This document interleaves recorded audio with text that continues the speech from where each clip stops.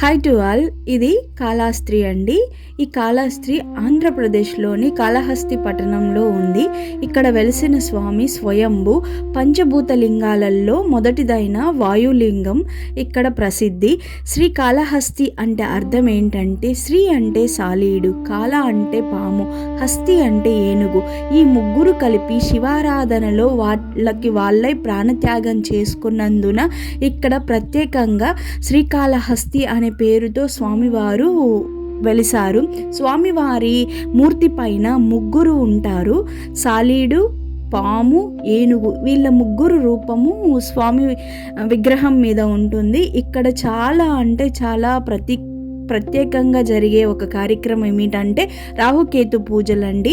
భూమండలం మీద అమావాస్య రోజు, గ్రహణాల రోజు ముయ్యబడతాయి ఆలయాలు, కానీ కేవలం మన కాళహస్తిలోనే అదిరిపోయేంత జనాలు హాజరయ్యి రాహుకేతు పూజలు చేయించుకుంటారు. అంత ప్రత్యేకమైనది ఈ కాళహస్తి క్షేత్రము. పంచభూత లింగాలలో వాయులింగంగా ఇంకా ప్రసిద్ధి చెందింది. ఇక్కడే మన కన్నప్ప స్వామివారికి కన్ను సమర్పించి ఆయన ప్యూర్ భక్తిని తెలియచేయడం జరిగింది. గుడి పక్కనే స్వర్ణముఖి నది కూడా ఉంటుంది. ఇక్కడ స్వామివారిని శ్రీ కాళహస్తీశ్వర అని పిలుస్తారు. అమ్మవారిని శ్రీ జ్ఞాన ప్రసురాంబికాదేవి అని పిలుస్తారు. ఈ ఆలయాన్ని కృష్ణదేవరాయ సామ్రాజ్యంలో నిర్మించారు. ఈ ఆలయం కేవలం 36 కిలోమీటర్ దూరంలో ఉంటుంది తిరుపతికి. చాలా ప్రసిద్ధి చెందిన పుణ్యక్షేత్రం. ఇంతవరకు ఈ కాళహస్తిని దర్శించుకొని వాళ్ళు ఎవరైనా ఉన్నారా? ఈ వీడియో చూసేవాళ్ళు నాకు తెలిసి ఎవ్వరు ఉండరు. బికాస్ తిరుపతి ఎంత ఫేమస్. తర్వాత తిరుపతికి వెళ్ళిన ప్రతి ఒక్కరు ఇక్కడికి వస్తారు.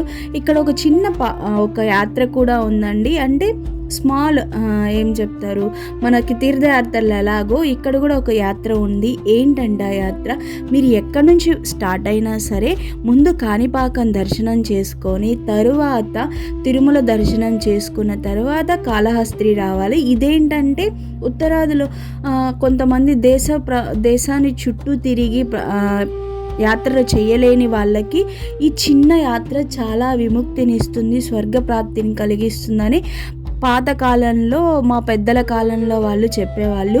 మళ్ళీ చెప్తున్నా వినండి. ఎక్కడి నుంచైనా సరే ప్రపంచం మొత్తం తిరగలేని వాళ్ళ కోసం ఇదొక చిన్న యాత్ర. ఈ యాత్రను చేస్తే చాలు అన్నారు పెద్దలు.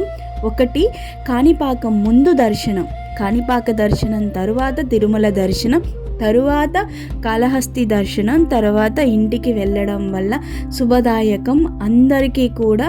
అంటే ప్రపంచాన్ని తిరిగి వచ్చినంత పుణ్యదాయకం ఉంటుందని చెప్పి మా పెద్దలు చెప్పారు.